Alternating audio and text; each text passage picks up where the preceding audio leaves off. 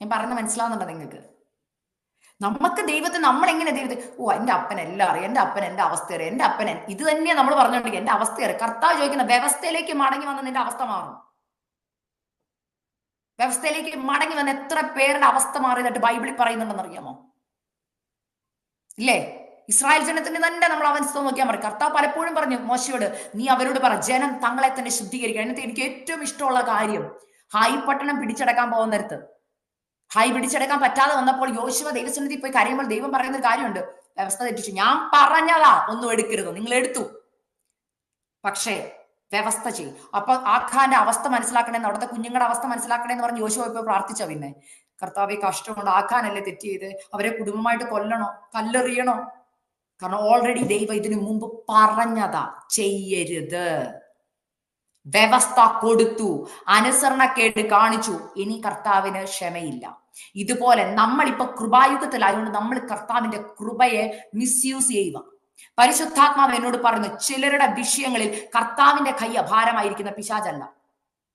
കർത്താവിന്റെ കൈ ഭാരമായിരുന്ന ഈ ലോകത്തിലെ എല്ലാ ദൈവദാസന്മാരും കൂടെ നിങ്ങളുടെ ആവശ്യത്തിന്മേൽ കൈവച്ച് പ്രാർത്ഥിച്ചിട്ട് കാര്യമുണ്ടോ? നിങ്ങൾ കർത്താവുമായിട്ട് നിരപ്പ് പ്രാപിക്കണം. ഇന്ന് രാത്രി ചില നിരപ്പിന്റെ ശുശ്രൂഷയാണ് നടക്കാൻ പോകുന്നത്. കർത്താവ് ചിലരോട് പറയുന്നു, നീ നിന്റെ പഴയ ബൈബിള് അല്ലെങ്കിൽ പഴയ ഡയറി ഒക്കെ തപ്പണം, എവിടെയെങ്കിലും തീരുമാനങ്ങൾ എഴുതി വെച്ചിട്ടുണ്ടോ എന്ന്. എഴുതി വെച്ചിട്ടില്ല, ഞാൻ പറയും എഴുതി വെച്ചിട്ടുള്ളവർക്ക് നന്മ. അല്ലെങ്കിൽ പറയണ, കർത്താവെ ഞാൻ എവിടെയെങ്കിലും തീരുമാനം എടുത്തിട്ടുണ്ടോ, എന്നെ ഒന്ന് ഓർപ്പിക്കുക കർത്താവെ, എന്നോട് ക്ഷമിക്കണേ, ഞാൻ എവിടെയെങ്കിലും തീരുമാനം എടുത്തിട്ട് അത് ചെയ്തിട്ടില്ലെങ്കിൽ ഞാൻ ചെയ്യാൻ തയ്യാറാണ് കർത്താവെ, അതിന്റെ പേരിൽ എന്റെ നന്മകൾ മുടങ്ങരുതെന്ന് ഇന്ന് രാത്രി പുനഃപ്രതിഷ്ഠിച്ച് ദൈവസന്നിധിയിലേക്ക് മടങ്ങി വരാൻ പരിശുദ്ധാത്മാവിനോട് പറയുന്നു. ഞാനിത് പറയുന്നത് എന്റെ ജീവിതത്തിലെ ഒരു അനുഭവം കൂടെ കൂട്ടി പറയും, അപ്പൊ നിങ്ങൾക്ക് കുറച്ചും കൂടെ മനസ്സിലാവും. നമ്മൾക്കൊക്കെ അറിയുന്ന കാര്യം, നമ്മൾ ആണ്ടർദൈവത്തിന് തീരുമാനം എടുക്കും അല്ലേ? ഇല്ലേ? ഇല്ലെന്ന് പറയരുത്, നമ്മുടെ ഒരു ട്രഡീഷനാ അത്. സാക്ഷ്യത്തിന് എഴുന്നേൽക്കുന്ന ഒരു ഒരു തീരുമാനമൊക്കെ എടുത്തില്ലെങ്കിൽ നമ്മൾ ആരോ കുറഞ്ഞതുപോലെ നമുക്ക് തോന്നും. കഴിഞ്ഞ ഒരു വർഷം ഞാൻ അവിശ്വസ്തയായിരുന്നു, ദൈവം വിശ്വസ്തനായിരുന്നു. കഴിഞ്ഞ ഒരു വർഷം വേണ്ടതുപോലെ കർത്താവിന് വേണ്ടി ഒന്നും ചെയ്യാൻ പറ്റിയില്ല. പക്ഷെ ഈ വർഷം ദൈവം എനിക്ക് ആയുസ് തരുന്നെങ്കിൽ, ആരോഗ്യം തരുന്നെങ്കിൽ, ഞാൻ അനേകരോട് കർത്താവിനെ കുറിച്ച് പറയും, ഞാൻ ഉപവസിക്കും, ഇല്ലേ, ഞാൻ പ്രാർത്ഥിക്കും കർത്താവിന് വേണ്ടി ഒരു പടിയും കൂടെ മുന്നോട്ട് പോകാൻ. ജാനുവരി 30 വരെയെങ്കിലും കഷ്ടിച്ചത് കൊണ്ടുവരുന്ന രക്ഷപ്പെട്ടു. ഫെബ്രുവരി ആയാലോ, എന്തായാലും 30 ദിവസം ചെയ്തില്ല, ഇനിയിപ്പോ ഈ വർഷം കൂടെ പോട്ടെ, അടുത്ത വർഷം ചെയ്യാം, ഇല്ലേ? ഇങ്ങനെ എത്ര വർഷം നമ്മുടെ മുമ്പോട്ട് പോയെന്ന് ഓർത്തേ. ഞാൻ ആത്മാക്കളെ നേടിക്കൊള്ളുന്ന തീരുമാനം എടുത്തവരോട് ഞാൻ ചോദിക്കട്ടെ, ഒരാത്മാവിനെങ്കിലും ഇതുവരെ നേടിയോ? ഞാൻ ജോലിയിൽ സുവിശേഷം പറഞ്ഞോളാം എന്ന് പറഞ്ഞു നാട്ടിൽ നിന്ന് കുവൈറ്റിലോട്ട് വണ്ടി കയറി.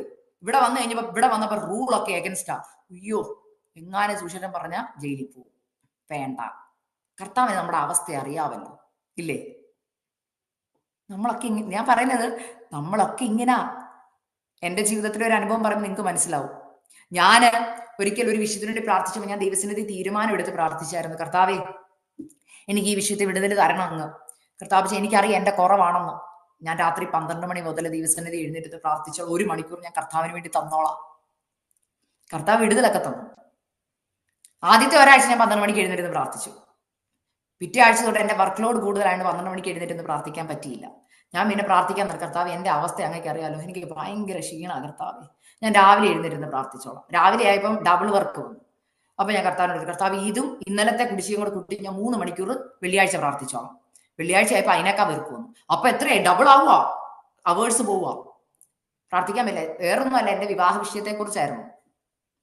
എന്നാ പ്രാർത്ഥിക്കാതിരുന്ന് വരുന്ന വിവാഹങ്ങളൊന്നും നടക്കാതെ വന്ന് ദൈവം നമ്മളെ പോയിന്റിൽ കൊണ്ടുവരും. എവിടാന്നറിയോ?